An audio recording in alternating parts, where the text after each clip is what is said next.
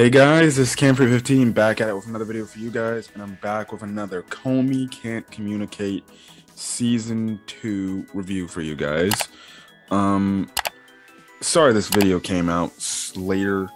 I'm just realizing on just in the standard, all my freaking other animes that I gotta review up the channel, you know, they're very hampered by my work schedule, man. Like, my work schedule works me like from 6 to 2 p.m. and it's kind of a hefty drive just to get back because of traffic and everything, and the fact that my house isn't, the closest to where I work at. So, sometimes I'd be coming home tired, not wanting to do this, and by the time it's like, if I do, sit down, get home, which I get home probably about a good hour. I get out at 6. Sometimes it takes me to almost 8 o'clock just to get home, just because of traffic now. If you know anything about California traffic is the worst traffic you can get, especially when when people are going home and stuff like that. So it's like I get home and I don't have time to freaking eat. Then I have to do my freaking homework I got for school, and then on top of it, it's just like, oh man, I try to watch the animes, then it's like, should I either review it super late at night, because why not, or should I just get up, review in the morning? So today I was going to see, last night I was going to originally review this episode review tonight, but I'm actually recording this Friday morning at 6:57 my time. Anyways, Komi Can't Communicate Season 2 Episode 2. This was a really great episode. I enjoyed everything we got in the episode. I thought it was a great start. We get the introduction to a new character, as well as the same old routine with what we saw from the first season. This episode felt more like, well, the Yamai scenes felt more like a freaking season 1 thing there. And I'm just gonna say, it's just like how the title says, Yamai needs to be thrown in prison and kept there. I didn't add that part because there's a word count you can have, but Yamai needs to go to prison because this girl is crazy. I'm not joking, man. This girl Yamai is something else, bro. She gets a good laugh out of me, just the way she acts in her desperation for Komi. But my God, sometimes I'm just even like, dude, I like you, and you get me to laugh out loud just with your funny, death threats and stuff like that. But it's like, this girl is insane, man. She is really sus. She might actually need to go checked into a mental asylum / go to prison for life, because this girl, she insane.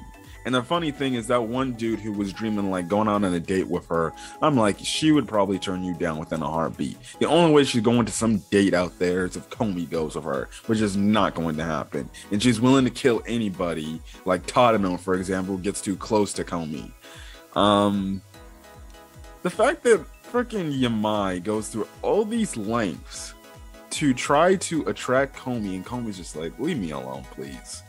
The whole thing, like, bruh, I'm watching the second part of the episode, and she's like, I have to do whatever it takes to see Komi's panties. And Tadano's like, what the fudge? I'm like, and she all drooling and everything. I'm like, oh no, this girl is. After I saw this episode where she was desperately trying, because after it rained, after the first part of the episode, which I'll get to it, and stuff like that. But after like the rain part, her just wanting to get, Komi wet to see her undergarments or her underwears. I'm like, bro, you need to chillax, dude. It's not that serious, my guy. That's the whole thing. She's just weird. And then when they play the whole love game of, it's like, oh, whoever, if you say I love you to this person and they get embarrassed, you're the winner, or something like that. Or it shows that they do like you in some sort of way. And the fact that she was desperately trying to get it out of Komi, and like, this girl's crazy, she's wild. No, no. I can't. So Yamai needs to go to prison. That's just for a fact. She needs to go straight to prison and stay there. Gets her own prison cell, something. And she can't get out because this girl literally needs to be checked. Because she is drooling. Literally was drooling on her desk about seeing Komi's underwears. That's sus. I think I know where she's going after she turns adult. She's going to a mental asylum to be checked. And she's staying there. One of the other portions of the episode were the three dudes we've seen, in the class from season 1, and they're just kind of just in a way daydreaming, of like what girl they all like or what would it be like to date these girls. And it's mostly other girls that we've seen in the series, except with I think Onami, who did make an appearance for the cat cafe scene.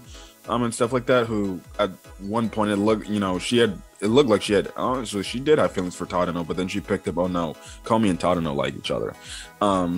Which I still thought was like a cool episode, because she could have just came up in there and been the disruptive person that's just like, oh, I like Tadano, I'm gonna take him from you, Komi. And they could have been like rivals or something like that. But it was hilarious and everything. They're just talking about like some of their assets and how cute they look. It's just like every girl and stuff like that, which it then leads into the scene of frickin' Tadano fantasizing what it'd be like to go out or just spend some romantic time with Komi, and my man's getting all flustered. He's like, oh, stop. Which it just ended up with them eating, like, I guess if they were like, what if they were like married or something like that, and they were just eating food at the dinner table, and then she was the cut, and it was a cute, adorable scene.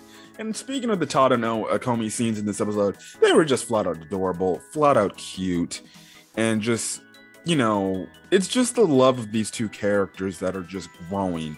Now, Tadano, he doesn't believe that Komi loves him like that, but we know that Komi, by the end of season 1, we know that Komi has feelings for Tadano, because he was the one person to open up to her, and it was the one person that was willing to say, hey, no, I'll communicate with you the way you feel comfortable with, and if you want to talk, you're more than welcome to.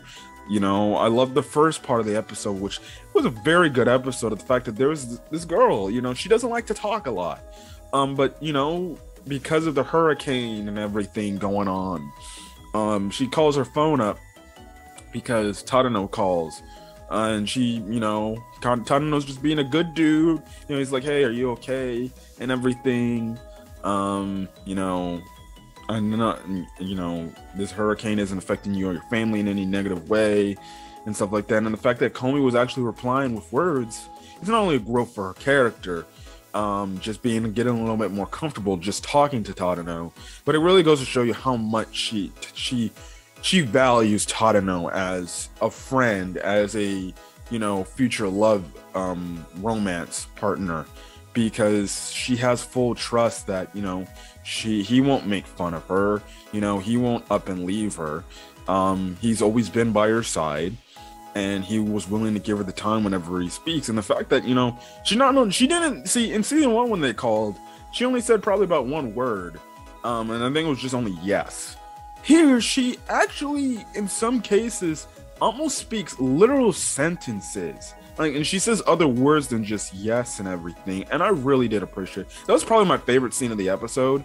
And I loved it how her mom was looking at it over it too, because she sees her daughters growing, and she's feeling more comfortable to talk and everything. That was obviously my favorite scene of the freaking episode. My giddy up scene was like, ooh, she loves him, which is funny. Is when at the end of the episode they were playing the love game, and Yamai's trying to get out of Komi, like, oh, I would like to get Komi's reaction. If she's so flustered, she does love me. And then Najimi comes in, says the same thing. She gets shocked. She's like, what the hell?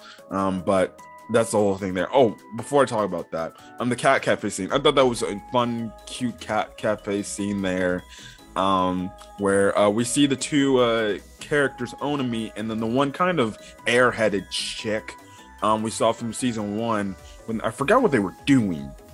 I think it was some sort of campaign, something like that, or getting ready for this the school festival that they were throwing. Yeah, those two characters make a return in this episode, and they go to this cat cafe, and all the cats are just purposely avoiding Komi because the stare she gets looks like it's a death stare, and it looks like she's like staring you into the abyss and everything. But we later find out that no, she wants to just interact with the cats because we know she loves cats. But there's this one, we get the perspective of this one black cat, and this one black cat's just like, oh, she's nothing special. And then these two are friends and everything. So, you know, you find out after the credits of the scene, like, oh, this black cat cool with Komi, which is funny and stuff like that. And Komi does like black cats, as they've made it mention in the episode. But I'm going back to the love game. Najimi shows up, shocks Komi, but, you know, he's like, oh, I did it, she does like me. But Komi's like, no, I don't, no, I was just shocked and everything. But it gets to the point where they try to freaking just berate Komi, Najime, and Yamai with "I love you," with the "I love you," but then they're just like, "Okay, Tadano, why don't you say it? Let's bring out our secret weapon." But Tadano almost gets to the point where he says, "You know, I love," and then Najimi is like, "Bruh, you're embarrassed, so you lose," and stuff like that. So, but that was funny. But Komi literally left quickly after that, and we see her at the end of the episode kind of just beat her head against the wall, and she's all flustered. And you see how in anime how they descript a character that's kind of gets flustered because of feelings, or they're just like, oh god, or their mind goes blank with the whole steam over their head. Yeah, I did like that scene too. I was like, oh, she loves him. You know, that essentially confirms right then and there that Komi is in love with Tadano. And I definitely can't wait to see where the relationship goes going forward. And yeah, that's gonna be something that that's gonna be something that I definitely can't wait to see going forward. But this show and its growth is so cute, despite the the crazy characters in terms of Yamai, because we can't handle her and stuff like that. So yeah, that's the whole thing there. But anyways, I'm the guy for guys. Again, sorry for getting this video up later than usual, but yeah. But anyways, catch you guys in the next video. If you guys like this video, leave a like. Put in the comment section your thoughts on Komi Can't Communicate Season 2, as well as the subscribe button if you want to get more Komi Can't Communicate, as well as any other anime I upload to the channel. Anyways, guys, I'm gonna catch you guys later, and I'll see you guys on the next video. Peace.